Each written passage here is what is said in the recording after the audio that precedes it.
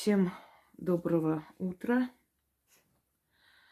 Итак, хочу снять очередной видеоролик из той самой серии «Люди говорят», потому что давно не снимала.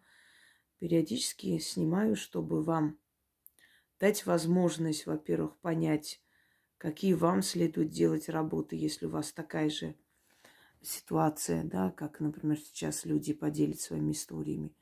И это вам поможет. Чтобы дать вам уверенность, что все получается, просто нужно делать. Иногда человеку нужен волшебный пинок, знаете. Иногда ему нужен стимул. И слушая рассказы людей, как у них жизнь изменилась, люди начинают понимать, что и у них вполне может получиться.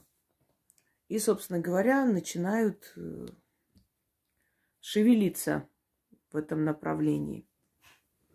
Начнем. Пожалуй, если вдруг голосовое повторится,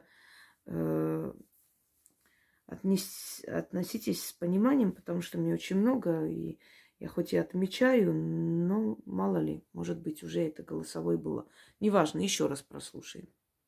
Здравствуйте, уважаемая Инга и Яна. Хочу поделиться с уважаемыми зрителями «Ведьминой избы» результатами ваших работ и ритуалов. На ваш канал меня привели силы как раз в тот момент, когда я в этом нуждалась. Я устроилась на работу, и в коллективе от одной женщины почувствовала очень сильный негатив в свою сторону. Именно в этот момент силы привели меня к вам. Я на вашем канале с апреля месяца. Я начала делать ваши чистки. Перед этим слушала лекции фактически круглосуточно. И начала проводить чистки и делать ритуалы. В первую очередь я сделала чистку соляной столб. И еще очень сильные чистки делала целую неделю. Проводила. И потом сделала ритуал от врагов. Сейчас уже даже не помню, как называется. И вот у этой женщины, на которую я думала, у нее начались невероятные проблемы. Ее затопили соседи сверху, то, что ей пришлось копить деньги на ремонт. Потом у нее заболело колено, она ушла на больничном. А перед этим я обнаружила у себя подклад на работе в виде 10 рублей. И я подумала на нее. И когда, проведя ритуалы от врагов, у нее начались проблемы, я поняла то, что это она. А самое удивительное, Инга, то, что шепоток, который я ей прошептала в спину, как свинье не летать, так и тебе не подняться, сработал фактически сразу же, буквально через 2 часа. Она побежала домой. Видно, у нее какие-то проблемы случились. И даже сейчас, вот прямо сидя на рабочем месте, я ей снова прочитала этот шепоток, и она снова побежала домой. Я не устаю. Крутит ее, крутит, и плохо становится, и жар, холод бросает. Обычно так действуют шепотки. И я вам скажу еще один из моих ритуалов – Фидул-каратель.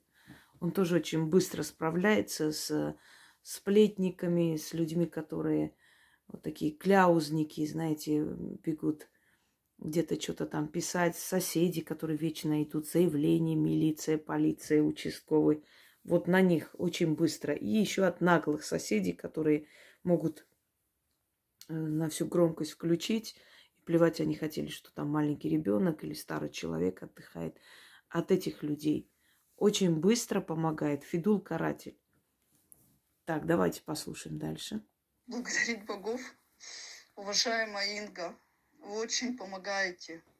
Я приобрела фортуну, и она тоже помогает мне. Я выжигаю благовоние, свечи, делаю денежные ритуалы, ритуалы на удачу. Все работает. Однажды мне не хватало денег на такси, и я не знала, где их взять. И проведя ритуал на удачу, именно в этот день пришла та сумма, которая мне нужна была. Даже непонятно откуда, просто сделали какой-то возврат на карту. Вы не представляете, я так счастлива. Я хотела, чтобы в нашем подъезде сделали ремонт. Уже собиралась идти в ЖЭУ. И вы не представляете, буквально через неделю начали делать ремонт. Я в таком восторге. Уважаемая Инга и Яна, спасибо вам за вашу доброту, за ваше доброе сердце, за то, что вы помогаете людям. Уважаемая Инга, я приобрела 2 ваших книги. Книга «Белого кота» и «Щит от врагов». Прошла ритуал раскрещивания 2 этапа. Вы не представляете, как я счастлива. Я счастлива от того, что я встретила вас, что силы все-таки не оставили меня и привели меня к вам в нужный момент, когда я действительно в этом нуждалась. И теперь я знаю, к каким благам обращаться. Я их постоянно благодарю каждый день, уважаемая Инга. И каждый день я благодарю вас со слезами благодарности на глазах. Потому что все, что вы делаете для нас, это невероятно. Я не могу найти слов благодарности. Низкий вам поклон за ваше доброе сердце, за ту доброту, которую вы дарите людям, за ваши ритуалы и за вашу сильную работу. Спасибо большое, мне очень приятно. Стремитесь к большему. Как только силы начали вас слышать, делайте акцент и упор на ритуалы удачи, на денежные ритуалы, потому что ритуалы удачи и денежные ритуалы, они не только дают удачу, они еще и усиливают жизненную энергию. А жизненная сила, она очень важна, чтобы притянуть нужных людей, нужные события, нужные, ну, все, что нужно тебе в жизни для того, чтобы поменять свою жизнь. Мне очень приятно, кстати, слово «уважаемый». Я помню, один алкаш в интернете орал, что это ненормально, вот все пишут «уважаемые». Я никого не просила, оно само пошло. Кто-то первый написал, и все начали меня так называть. Кстати, у Магуик тоже поклонники у меня, прочитав это, начали их тоже называть уважаемые. Вы заметили? Только здесь такое писали. Человек уважает и хочет выразить это словами. Когда у человека меняется жизнь, когда он начинает жить новой жизнью полноценной, у него он просит и получает помощь сил, о чем раньше и мечтать не мог. Никакие боженьки, никто их не слышал и ни в чем никогда не помогал. И вдруг он понимает, что его слышат и помогают. Он хочет хотя бы словами высказать свое уважение к человеку. А как выразить? Словом «уважаемые». Мы учителей так называли, уважаемые. И ничего тут такого нет. То есть кто-то считает, что слово «уважаемый» это ненормально. Ну, мы уже дожили до такого века, что если там, ты, слышь, иди сюда, мужик, баба, это нормально. Тут ничего странного нет. А уважаемый это очень странно, да, действительно. Для некоторых умов это очень странно, наверное. Я рада за вас. И побольше, как только начинает силы вас слышать и помогать, побольше делайте именно делайте акцент на удачу, на везение. И через некоторое время вы увидите, что вы будете притягивать очень нужные, выгодные для себя связи и обстоятельства.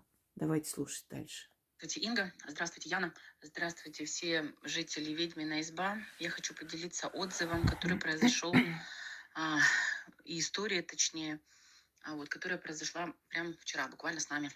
Пошли мы с сыном вчера с грибами. В руках у нас были просто пакеты. Ни компаса, ни сотовых телефонов у нас не было. Эти сотовые телефоны мы оставили почему-то в машине. Я понадеялась на сына, который... Почему-то он быстро включаю на быстрый режим. Ладно, сейчас. Угу. У него там куртка вся в кармашках. Я думала, он возьмет сотовый телефон. А он, оказывается, не взял его. В общем, дело в следующем. Мы ходили по лесу, набрали 4 пакета грибов. Шли мы, значит, по лесу, и смотрю на время. Время было 4 часа, уже 5 час. И у меня, значит, в голове, что надо возвращаться обратно. Мы, значит, развернулись с сыном и пошли якобы как обратно. Но не тут-то было, потому что мы, наоборот, не выходили, а заходили вглубь леса. Все, на часах мы зашли до той степени в лес, что уже неровная поверхность земли была, а она пошла, как бы мы с горы спускались. Вот с горы спускались, спустились до той степени, там была, значит, высохшая река, в русло реки мы попали. Потом, значит, время было уже где-то в половина шестого, представляете, лес, половина шестого, сейчас уже в наше время уже очень быстро темнеет. Вот. И я начала взывать, просто молиться, начала взывать, кричала: «Фортуна, помоги!» Кричала: «Помогите кто-нибудь!» Аукала, гугукала. Бесполезно, ничего не происходило. Обращалась к Фортуне, обращалась к духу леса. Причем мы, когда заходили за грибами, мы сделали подношение духу леса. Вот. Хозяину леса. Я уже кричала вовсю, говорю: «Помогите хоть кто-нибудь». Я говорю: «Боги, помогите, кто нас слышит». Вот. И тут я подняла лицо свое прям к небесам и крикнула: «Инга, говорю, помоги. Инга, силы Инги, помогите нам с детем выйти из леса». И тут, значит, у ребенка, 9 лет ребенку, у него такая вспышка, значит, в голове произошла. И говорит: «Мам, мы идем совершенно, говорит, не туда, надо, говорит, идти вот туда-то». И, значит, показывает пальцем направление. Я говорю: «Слушай, я уже запуталась, я уже не знаю, куда, чего». Он говорит: «Пойдем вот туда». Все. И я, значит, ему доверилась, и мы, значит, пошли. Идем, встречаем бурелом. Думаю: боже, какой ужас, я говорю. Этот бурелом мы, значит, обошли. Вот, с каждой минутой все темнее и темнее.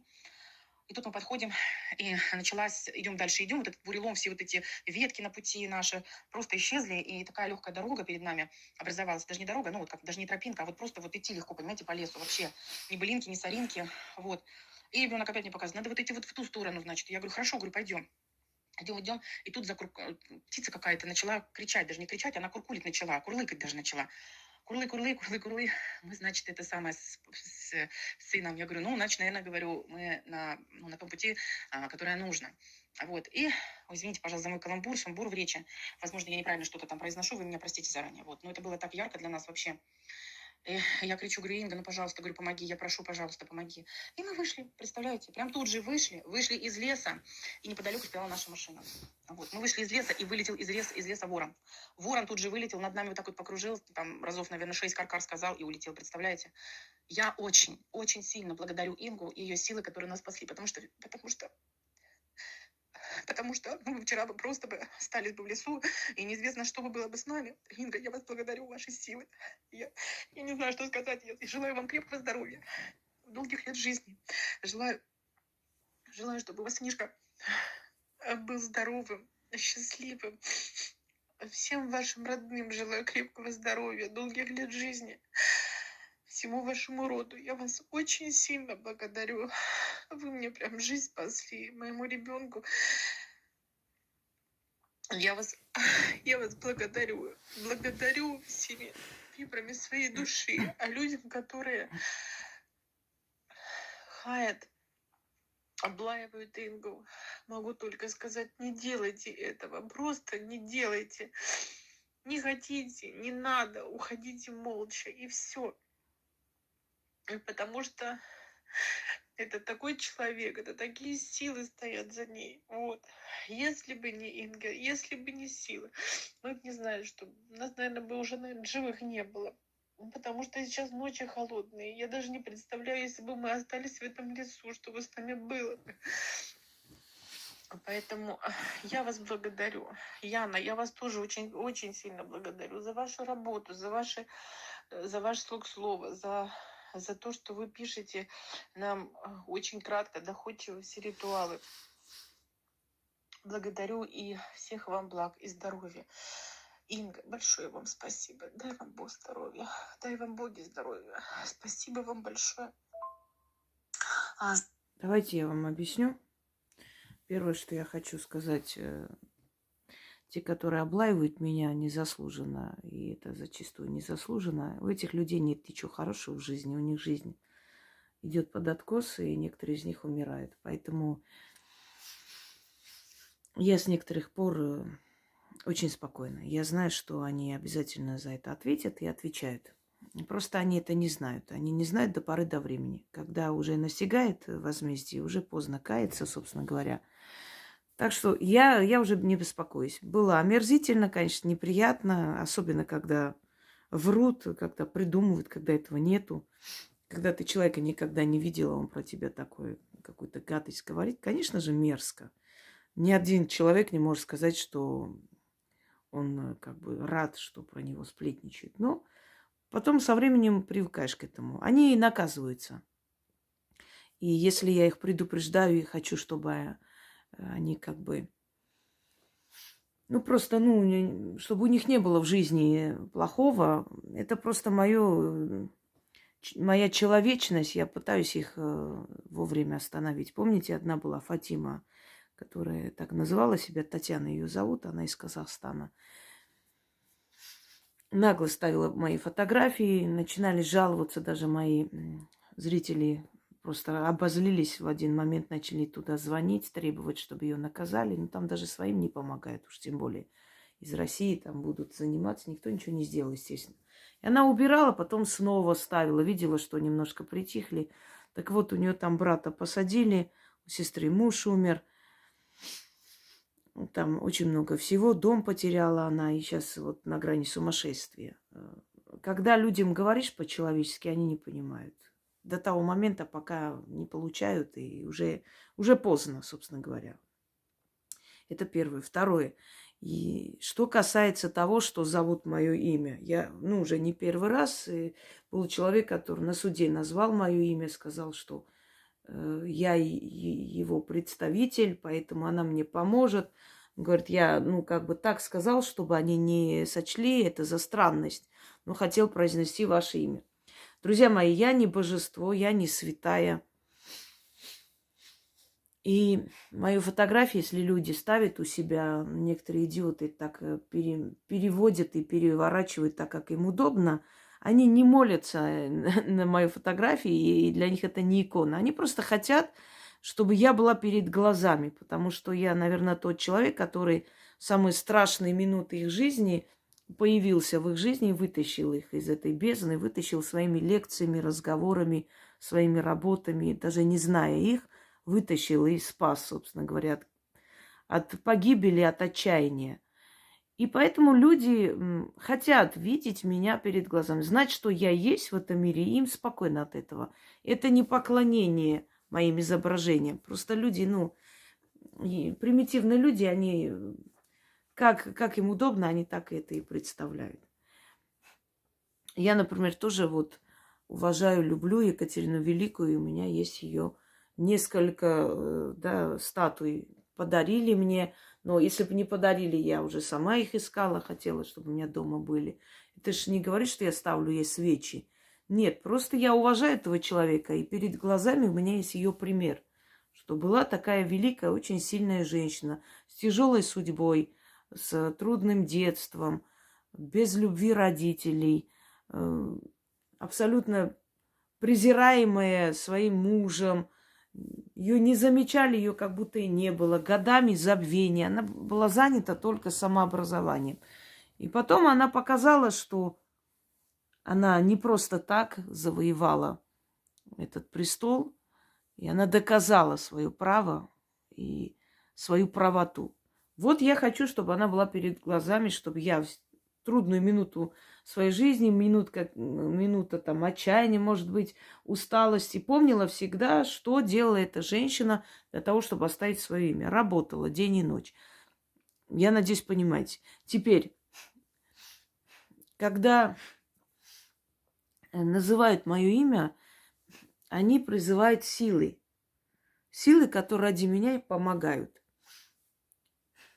Я вам больше скажу, что люди, у которых дома бывают иногда подселенцы, которые мешают жить и начинают пугать и прочее, то есть не хорошие, не добрые силы, они включают мои ролики, где изгоняют там злой дух и прочее, они включают, и у них затихает все дома.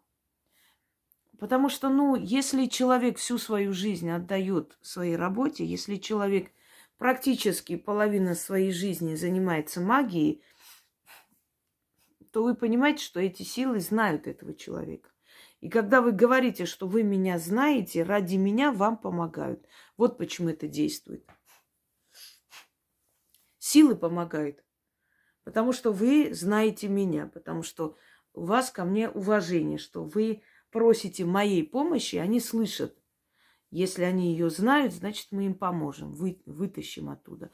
Но на будущее, если вы где-то запутались в чаще леса или еще где-нибудь, не знаете, как выйти, дорогу как найти, скажите, сопровождающий дух, открой мне дорогу, ты иди впереди, я за тобой пойду. Или открыватель дорог, дай мне ключи в руки. Есть еще другой вариант. Кто меня выведет и покажет дорогу, тому сочтется. И от меня будет благодарность. Обещайте что-нибудь. Ну вот что-нибудь. Вот помоги мне выйти, и я обещаю принести тебе щедрый дар, откуп, там сладости, водку, что еще? Серебряное кольцо оставлю под деревом или на перекрестке. Пообещайте все, что вам в голову придет в этот момент. И они вас выведут. Кто бы ты ни был, помоги, и тебе сочтется. Кто меня слышит, помогите мне, и вам сочтется. И в конце концов, если уж отчаялись, да, называйте и попросите мои силы вас вывести. Они вас выведут. Скажите, я ее знаю, и ради нее помогите мне. И вам помогут. Но в такие отчаянные моменты, понимаете, каждый раз это не нужно, то есть этим пользоваться, потому что это вот помогите мне там найти работу. Нет, для этого есть ритуал. А вот помогите мне в такой момент отчаяния, безысходности выйти из леса, они вам помогут, когда у вас вот прям выхода нет. И всегда, когда вы собираетесь в поход или в лес, желательно перед этим читать оберег. От зверя, читать оберег, ну, от всего. Потому что лес – это непредсказуемое место, оно может вас и не принять, и не захотеть, собственно говоря. Поэтому лучше подстраховаться и на всякий случай начитать, чтобы таких случаев не было. Продолжим. Здравствуйте, уважаемая Инга. Добрый день, уважаемая Яна. И все слушатели, подписчики. Секунду, по-моему, я пропустила. Здравствуйте, Инга. Здравствуйте, Яна. Здравствуйте, все жители Ведьмина изба. Я хочу поделиться отзывом, который произошел, и история, точнее, которая произошла прям вчера, буквально с нами. А, нет, это уже было. Сейчас, секунду. Ведьминой избы. Постараюсь кратенько рассказать, как сработал у меня ритуал закрыть долги. Я делала 2 ритуала. Мне нужно было избавиться от долгов. Это займы в банках. Займы брала в прошлом году на учебу, но в этом году из-за внешнеполитических событий начались серьезные проблемы с деньгами. Особенно весной практически вообще не было клиентов. То есть люди не приходили, денег практически не было. Короче, начался капец.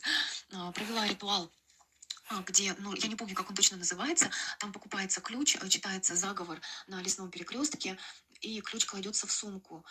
И ритуал обращения к силам воды. Вот, я не помню тоже, как называется, кажется, это обращение к аспиду.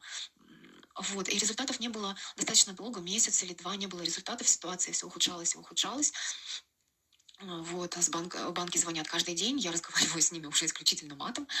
В итоге я вспомнила, что Инга часто советует больше благодарить силы. Вот просто собрать, что можно, там, благовония, свечи, что-то еще, какие-то подношения, и поблагодарить силы за то, что жива, за то, что силы есть вообще работать, за то, что здоровье есть, за то, что планы есть на будущее. Родные и близкие, все живы-здоровы, слава богам. Я так и поступила. Я испекла хлеб сама, я купила вино, ну, денег было в обрез, поэтому это минимальные были какие-то затраты с моей стороны. Вот, благовоние, кажется, свечу восковую тоненькую. Я принесла это в лес под деревом, оставила и просто своими словами силой поблагодарила. И где-то через неделю после этого произошло чудо. Позвонили из банка, где у меня был, самая большая сумма займа, вот, и сказали, что мне одобрено рефинансирование, хотя до этого они мне отказывали много раз. одобрили рефинансирование, плюсы под гораздо более низкий процент. В итоге у меня ежемесячный платеж уменьшился раза в 3, в 4, и плюс еще отсрочка платежа на несколько месяцев. Эти несколько месяцев мне их хватило, чтобы сменить работу, найти подработку, ну и в корне поменять ситуацию, увидеть новые перспективы в профессиональном развитии. В общем, я начала выбираться из долговой ямы.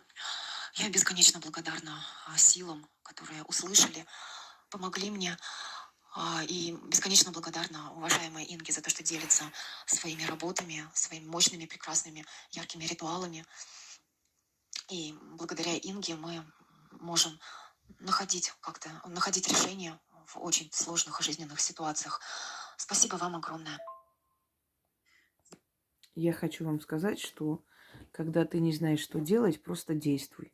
Вместо отчаяния нужно действовать. И есть еще один заговор вуду. Закрыть долги или отдать долги. Сейчас не помню, как я написала, потому что у меня очень много работы. И бывают и одинаковые работы, поэтому я могу как бы назвать одинаково. Немного так, где-то схожие. Кроме всего прочего, денежный сохран. И там очень много заговоров, которые притягивают и клиентов, и клиентскую базу. 4 менялы, например. Женщину, у которой есть магазин, она сама, как-то я включала голосовой, что она начала читать в магазине. Сначала все принимали это скептически, а потом поняли, что весь день просто некогда присесть, когда в других магазинах никто не заходил сутками, да, у них никакой выручки, а у них в магазине весь день люди заходят, покупают, и причем очень много. И от этого зависит, кстати, их, вы знаете, их зарплата. И они все теперь с радостью приносят и благовония, и ставят там фортуны, все на свете. Когда люди видят результат, естественно, у них не то, что нет сомнений, они просто уже делают все, как нужно, и очень трепетно к этому относятся, потому что они увидели, что это получилось. И мой вам совет еще раз: возьмите мешочек с мелочью и всегда храните в холодильнике. Ну, в этих кармашках, где там обычно там всякая всячина. Яйца, еще что-то, кетчупы ставят. Вот в этом кармашке туда кладите мешочек с мелочью всегда. У вас всегда будет еда. Причем та еда, которую вам хочется. Потому что от этого очень многое зависит. Человек очень переживает и очень волнуется за завтрашний день, когда у него есть еще и дети, и он не знает, что будет и как прокормить своих детей. Сами понимаете, все это связано между собой. И давайте еще один прослушаем на сегодня. И, наверное, достаточно. Здравствуйте, уважаемая Инга. Здравствуйте, Яна. Я очень счастлива, что вы появились в моей жизни. Ну, это что-то просто волшебное. Действительно волшебное. Я не знаю, почему-то вот в церковь ходить вроде как бы не стыдно, а делать какие-то магические ритуалы считается стыдно. Хотя ничего. Не считается стыдно. Просто в церковь ходят люди, которые не отвечают за свою судьбу и не берут ответственность за себя в свои руки. Там за все отвечает Боженька. Живешь с алкашом, Боженька так и захотела, надо терпеть. Это очень удобная религия для, знаете, ничтожных в основном душой людей, слабых духом людей, трусливых людей. Конечно же, и сильные люди определенное время ходят, просят, надеются, но потом понимают, что это все ерунда, и ничего не получается, никто их не слышит. Поэтому они хаят это. Вот вы заметьте, когда, например, цитаты великих или богатых людей, или какие-то советы, как подняться на ноги, какие-то идеи, которыми делятся люди. Вы заметьте, сколько там ничтожных людей пишут. Да, с нашим государством ничего не получится. Конечно, он так говорил, потому что сам-то вот он разграбил, ему легко говорить. Да, это ничему это не приводит. Э, Не были богаты и не надо. Главное богатство это духовность и все такое. Вот, и вот сидишь и читаешь вот это вот духовных нищебродов и понимаешь, что есть люди, у которых никогда ничего не поменяется. И если у кого-то что-то меняется, они стараются это обнулить, закидать камнями, что это стыдно, вот с помощью колдовства и магии достичь каких-то успехов. За это очень страшная плата будет, и боженька накажет. И вот потом посмотришь, почему? Потому что они ленивые, они ищут оправдание своей лени и никчемности в том, чтобы, ну, я-то тоже бы могла жить хорошо и богато. Просто я, в отличие от тебя, не хочу ни за кого платить потом, чтобы мои дети не расплачивались. Поэтому я предпочитаю сдохнуть в нищете и есть черный хлеб, но ничего не делать. Потому что вот магии получать это стыдно. Понимаете почему? Это не то, что это стыдно магии получать. Это просто пытаются так представить никчемные люди, чтобы оправдать свою никчемность. Что раз уж я не стремлюсь ни к чему, и хорошо, что кто-то подтвердил, что это нехорошо, и за это очень плохо будет. Почему боги должны наказывать человека за его желание жить хорошо? Что в этом плохого, стыдного, преступного? Жить хорошо. Когда ты удачливый человек, ты и щедрый человек, потому что тебе есть откуда отдать, откуда помочь, понимаете? Если у тебя последние деньги дома лежат, навряд ли ты пойдешь покупать корм кошкам, собакам, потому что тебе завтра детей кормить. А когда у тебя есть что-нибудь, и помимо необходимой суммы, еще немного дальше, то ты можешь и кому-то помочь, и кому-то сделать подарок, и кому-то оплатить операцию, и кому-то купить вещи, одеть, куртку зимнюю, когда видишь, что, например, люди неимущие, да? Но как ты можешь помочь, если тебе самому будет нечего есть? Так что стыдно это быть, знаете, не то что бедным, а нищебродом, еще и оправдывать это. При желании каждый человек может подняться и, развивая свои таланты, получить очень многое. При желании. Давайте дальше послушаем. Там постыдного нет. Это работает, это здорово работает. Еще 2 месяца назад я писала Яне, что спрашивала, вопрос задавала. У меня была просто критическая ситуация. Настолько критическая, что не только покушать не было денег купить, у меня не было денег даже на проезд на работу. Я собирала вот копейки, чтобы проехать на метро, чтобы проехать на автобусе, чтобы доехать до работы, чтобы что-то заработать. И начала делать ритуалы. Да, сначала чистки. Ну, как бы я не скажу, что они помогают, наверное. Но вот как говорят, что после них может быть плохо, мне не было плохо. У всех по-разному. Может, не столько засорена жизнь, или я не знаю. Вот, начала делать денежные ритуалы. И когда стало совсем плохо, из последних копеечек я заказала свечи и сделала ритуал изменить жизнь за 40 дней. Ну и параллельно делала другие ритуалы. И вот сейчас прошло всего 2 месяца. Я вот просто сама сейчас в шоке. Прошло 2 месяца. У меня есть 2 кольца с бриллиантами. Я оплатила полностью задолженность по коммуналке. Ну и как-то налаживается все. Я очень благодарна, и я и дальше буду продолжать это делать. И когда я поняла, что это работает, я дочке дала ссылку на сайт «Ведьмину избу».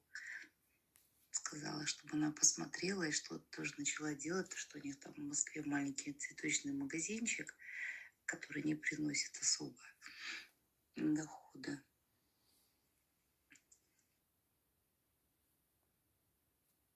Наверное, сейчас, секунду. Да, наверное, у нее наполовину, я так понимаю, весь голосовой не отправили, или я, может, куда-то дела. Смотрите, опять же, про магазины, продажу и так далее. Денежный сохран. Призвать клиентов. Заговоры на деньги.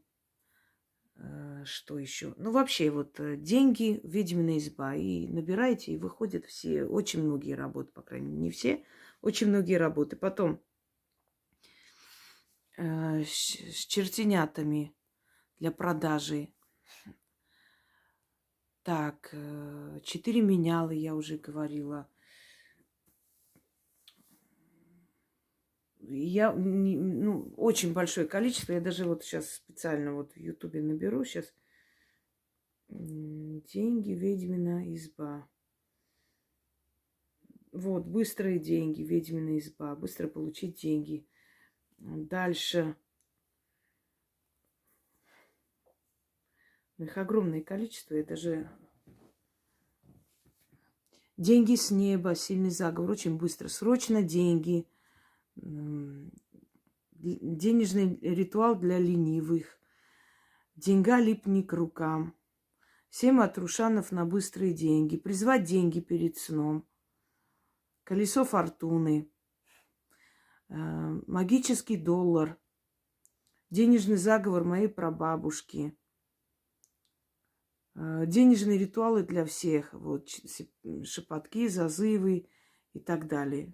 59 видео человек собрала. Все мои ритуалы. Призыв денег на маг. Получить 1 миллион от фортуны. Сильный заговор на доход. Колдовская монета на деньги. Забрать спрятанные деньги. Дальше счастливый пятак. Колдовская маниста.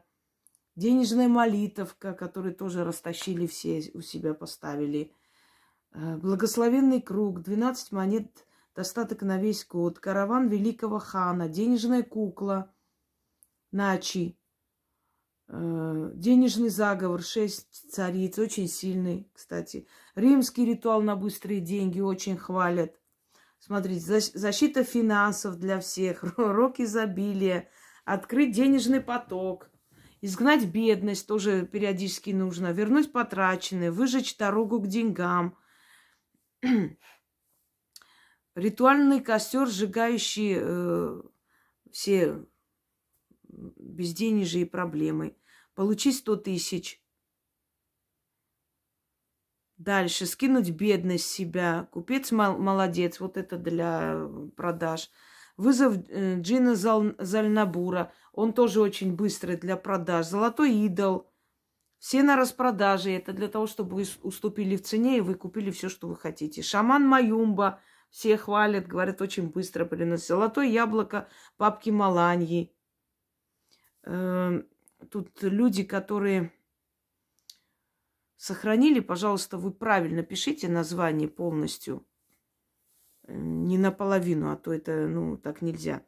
На деньги с маятником. Денежный грузинский ритуал. Сильное заклинание Хаджи Эфенди. Он тоже очень быстро помогает. Скатерть-самобранка. Вот это принесет вам просто сытую жизнь. Отовсюду продукты. То там, то сям привезут, отдадут. И вы сами. Ганеша, поделись богатством. Ритуал на деньги с икрой. Вернуть торговую удачу. Филипповка. Цыганские денежные шепотки. Волшебный заговор Дед Сидор. Ну, Дед Сидор вообще не обсуждается. Это самое любимое у всех, особенно у людей, которые живут в селениях. У них там столько кур, гусей, уток, что они уже счет потеряли, как Дед Сидор. Горшочек богатства. Что еще? Богатство мужа и жены. Это вместе проводят муж и жена. Ловушка для денег. Денежный круг фортуны. На деньги с маятником дают. Тянуть богатство с 4 стран. Ритуал караван богатства. Ключ к богатству. Очень сильно. Зеркальная хитрость. Тоже очень сильная работа.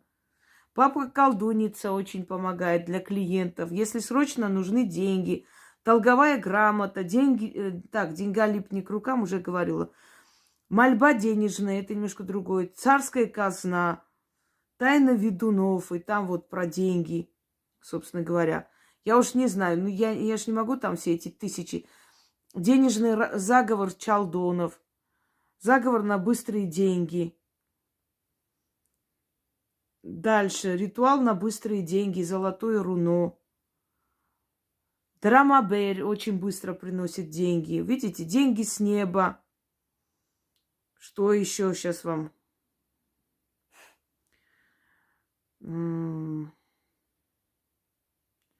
Так, вот результат римского ритуала на быстрые деньги. От Елены она написала. Дальше, дальше, дальше. Вот уже деньги в дом. Вот, заговор моей прабабушки.